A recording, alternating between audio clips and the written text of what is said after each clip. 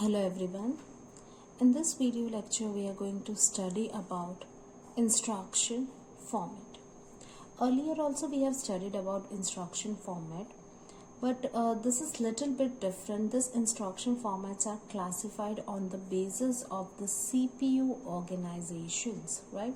So first of all, let us quickly revise that in instruction format we majorly have only three fields, right? An operation code, address field and a mode field, right?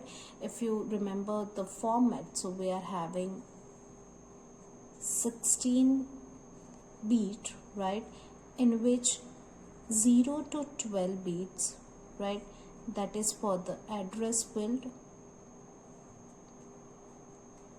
13 to 14, 0 to 11, sorry, 0 to 11, that's a total 12 bits, right? Then 12 to 14, that's a 3 bit, that is for the opcode, and the 15th bit, that is I, that indicates the mode, that whether we are using direct addressing mode or indirect addressing mode. So this is like 1 bit, this is for 12 bit, and this is 3 bits, right? So 0 to 11, 12 bit, that is for the address, 12 to 14, 3 bits for operation code, and the last bit, that is for the mode field, right? Now before understanding the classification based on the CPU organization, you should know, you should be aware of that which kind of CPU organization we are having, right? So most of the computers fall into this 3 CPU organization, right? Either it can be single accumulator organization, or a general register organization, or a stack organization. Now single accumulator organization, that means what? That means each and every instructions we are using in that, all the operations, arithmetic operation take place within the accumulator only, right? So we may use the address, the memory and any of the register, but majorly all the operation are done with the accumulator. So my one operand must be in accumulator only, and the resultant result is also stored in that only, right? Then the another one is general register organization, where we can use number of registers for multiple registers for the operations, right? And then we have a stack organization. So you might be aware of the stack. Stack is a one kind of data structure, right? So in that we have that push, pop, peep, that kind of operation, right? So using that also we can. Now based on this, totally we have 4 formats, right? The first one is 3 address instruction format. Then we have 2 address instruction format. Then we have 1 address instruction format. And the last one is 0 address instruction format. So this 4 instruction format we have: 3 address instruction format, 2 address, 1 address and a 0 address. Now this 3 address instruction format and 2 address instruction format are for the general register organization, right? This 2 formats, 3 address format and a 2 address format, where we are going to use the registers, right? So that is a general register organization, right? Then we have 1 address, right? So for that single accumulator organization, right? So in which CPU is having this kind of single accumulator organization, at that we can use this 1 address instruction format, right? And the 0 address instruction format, that is for stack organization. So if your system is using stack organization, then you must write that instruction is 0 address instruction format, right? So now next we'll quickly move forward with the next one, right? So first we have this 3 address instruction format. Now in 3 address instruction format, as its name suggests, it have a 3 addressing field, right? So along with the opcode, you can say instruction, right? Suppose I am having instruction add, right? So along with that, we'll be having 3 address field, right? Here I'm taking an example A, B and C, right? So we can use this 3 address field where this first one is my destination one and this two are my source one, right? So this is like source 1 and source 2. So whatever operation I want to perform here, it is add. So S1, that source 1 plus source 2, and the result will be stored in this destination, right? So this is 3 address instruction format, right? So in this, like computers can use each address field to specify either a processor register, right? It can be any processor register or a memory operand. So we can use like R1, R2, anything, or any memory address also we can use it, right? Now what is the advantage of this 3 address instruction? The advantage is that it result in a short program, right? If we are having this kind of structure, then the lines of code can be minimized, right? And the disadvantage, like everything is having advantage along with the disadvantage. So the disadvantage is this, that when it is converted into the binary, so that binary coded instruction requires too many bits, right? It is a bit long, right? Too long, right? So it requires too many bits, right? Now let us take this example. So x is equal to a plus b multiply with c plus d. So I want to create a code for this, right? So add that is instruction. First what we need to do, we need to add this to, right, a and b, right? Then we need to do c plus d, and then the result we need to multiply, right? So here what I have done, add, right, r1. I told you earlier, this is the destination, right? So destination, that means whatever result, that result is going to be stored in this R1, right? And then this A and B. A is source 1 and B is source 2, right? So this is a memory location, A and B, right? R1, that's a register, as I told you earlier, right? That the address field can be any processor register or a memory operand. So here A and B are memory operand and this R1 is a processor register, right?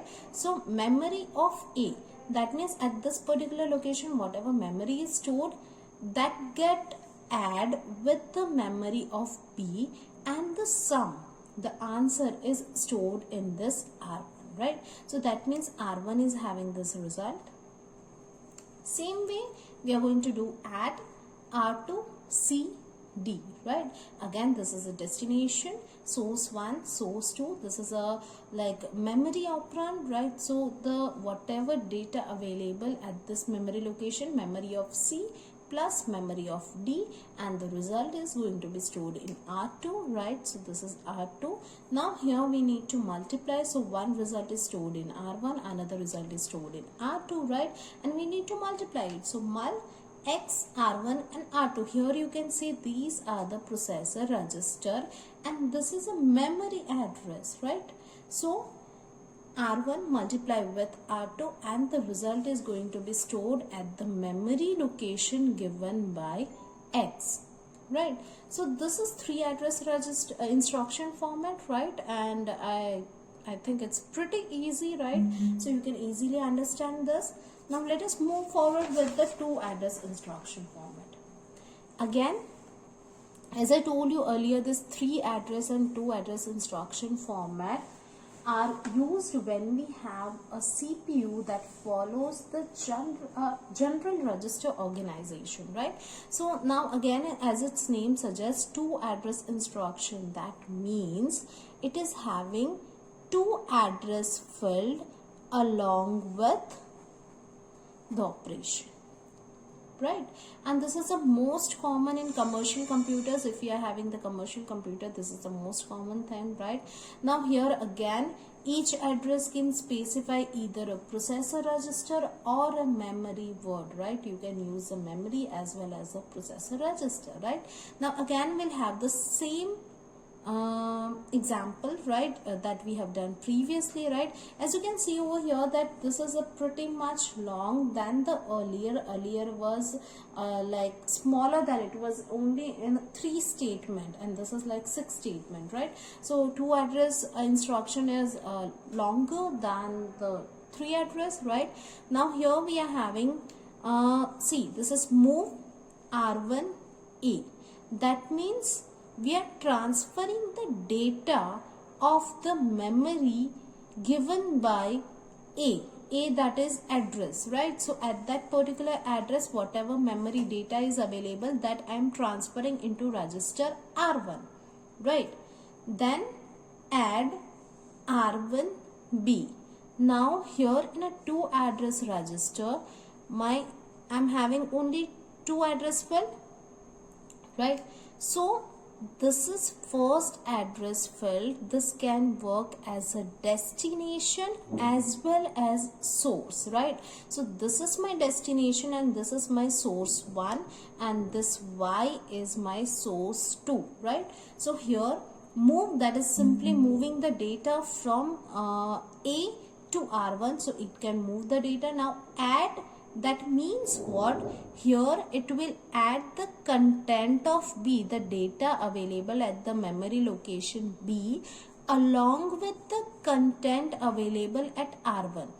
So whatever data I am already having, that is A, I have already moved it now in R1, right? So along with that, it will add the data available at memory of B and store the result in R1 only. That's why I told you that this first first field can be used as a destination as well as source, right? Then the same thing, that means here at the end of this statement in R1 we are having A plus B, right? Now the same thing we are going to do it again, right? So we take one more register, processor register R2, and we are transferring the data available at the memory location C, right? So move R2C, that means the content available at the location C would be transferring to the processor register R2, right? Again the same thing, add R2D, that means we are adding the content one that is already available in R2, that is what? That is content of C, right? And plus memory address D is having some data, right? So memory of D, that data I am adding with this data available at R2, and the result is again stored in R2, right? So here again in R2 what I am having? C plus D, right? So this is available in R1, this is available in R2. Then what we need to do? We need to simply multiply it, right? So mul R1 comma R2. I told you earlier this first field would be considered as the destination as well as the source 1, right? So source 1 multiply with source 2, that is R1 multiply with R2, and the result is again stored in R1, right? So here in R1 I am having the entire answer, right? That is R1 multiply with R2. The answer, the result is stored in R1. But where we want it? We want it at some location X, right? So we simply transfer move X comma R1. That means whatever content is available in my processor register R1, I'm transferring that at the memory location given by X, right? So the same example, but earlier we have done it using 3 address instruction format, and here we have written the same code in 2 address instruction format, right? So I think you get it. Now the next is 1 address instruction format, right? Now this 1 address instruction format, this would be used only when we have a CPU that is having single accumulator organization, right? So single accumulator organization, as I told you earlier, that it will use an implied accumulator register for all the data manipulation. So any operation you want to do, whether it is addition, subtraction, anything, any data manipulation that can take place with the help of accumulator only, right? So you need to keep this in mind, right? That 1 address instruction format, that means a single accumulator organization, right? And all the results are again stored in accumulator only, right? So operation manipulation is also done with accumulator, and the result is again stored with the accumulator, right? Again the same example, right? X is equal to a plus b multiply with c plus d, right? Now we are having only one register, that is accumulator. Accumulator is a general purpose register, right? So we are having only one and we need to deal with that only, right? So here load A. Now as you know, you have the basic instruction, right? So load means what? It will load the data given by this location to the accumulator, right? So memory of A, that data would be loaded to the accumulator, right? Then add B, right? So that means this is address B. The data available at this address, that is memory of B, is added to the data available in accumulator, and the result is again stored in accumulator, right? So that is add B, right? So that means in my accumulator, at the end of this statement, what I am having in my accumulator, that is A plus B, right? Now again we need to deal with the accumulator only, right? I want to do C plus D, but for that I need to load C, right? But I am having already the data, right? So I want to transfer, I have to transfer that data, otherwise it will get vanished, it would be overwrite, right? Store T, that means we are storing the content available at accumulator, that means the answer of A plus B, that we are going to transfer in T, that's a temporary location available at memory, right? Then load C, that means now we don't have any tension, that because the answer already we have transferred to T, right? So now if the value gets overwritten, then also we don't have any issue, right? So load C, that means we are transferring the data available at the address C to the accumulator, right? Then again what we need to do, we need to add D to it, right? So add D.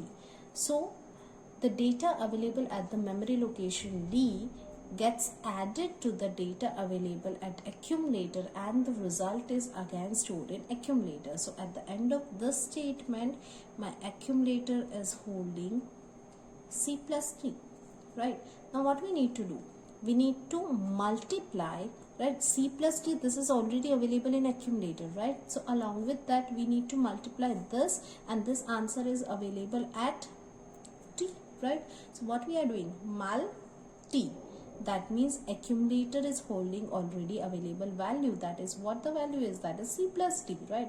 And we are multiplying it with the data available at the memory location T, and that is our temporary data, and that is nothing plus A plus B, right?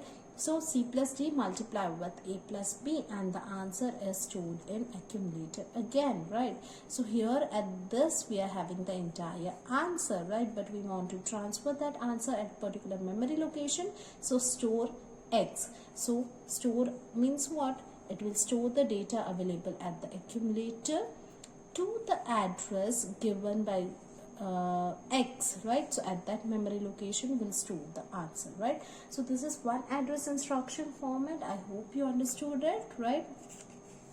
Now the last one is zero address instruction format, right? So we quickly go with this, right? So as now you might know that what is zero address instruction. See, 3 and 2 address instruction format always work with when a CPU is having general register organization.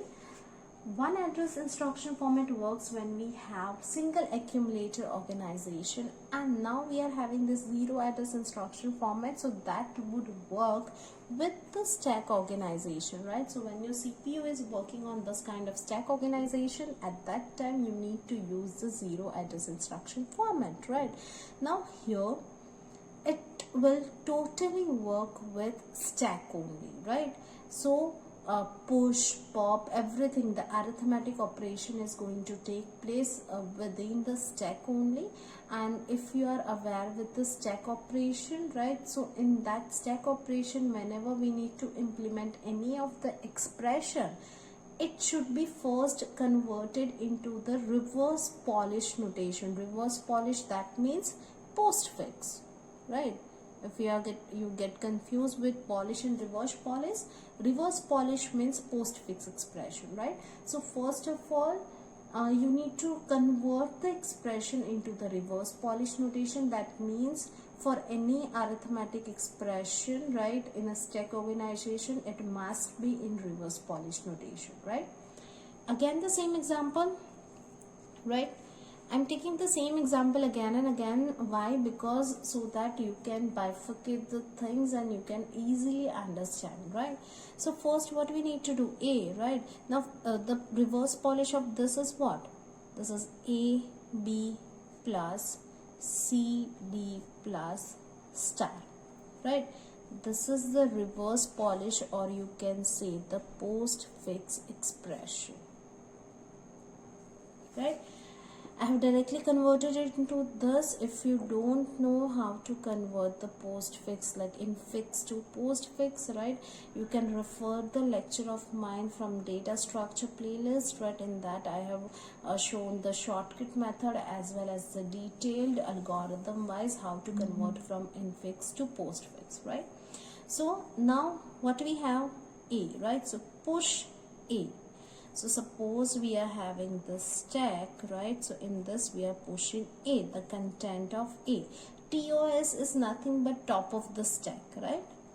This is like top of the stack, right? So my top is having at this A, right? Now what I'm doing, push B, right? So I have added this B and my top of the stack would be this. Right? This is a simple stack operation. For that you need to be aware of stack, right? I have already done the videos for the stack as well, right? So now my top is moved forward to the B, right? Now we need to add, right? So in stack, you know that whenever this kind of arithmetic operation, right, addition is need to be performed, at that time what you need to do, you need to pop this top two elements, right? It might be possible here you are having another elements as well, right? So the top two elements you need to pop it out, right? You need to perform the addition operation of this A plus B and the result is again transferred to your stack, right? So here in this you will be having A plus B, right? Now again what you need to do, push C, right? So C would be here, right? Then push D, that means D would be here. Now my top of the stack is here, right? Now again add, that means you need to remove the top two elements, right? Pop it out, perform this operation and again push the answer to the stack, right?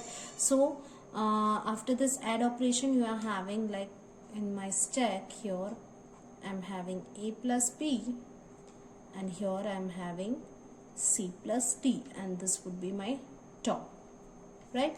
Now what you need to do, here A plus B is already available, C plus D is already available, you need to do the multiplication, right? So simple mul, again there is no operand, that means what you need to do, pop this two elements, right, top of the elements, top two elements, right, perform the operation of multiplication and store the answer at the top of the stack, right? So pop it out, perform the operation and again push it, right? So in my stack here I'm having the entire answer, that is A plus B multiplied with C plus D, right? And then we need it in some X now, right? We need it in some X, right? So simply pop X. Pop X, that means what? It will pop the top of the item and store it at the location given by the address X. Right? So this is like for the zero address instruction format, you need a clear idea about stack organization, right? So I hope you understood it, right? Thank you very much.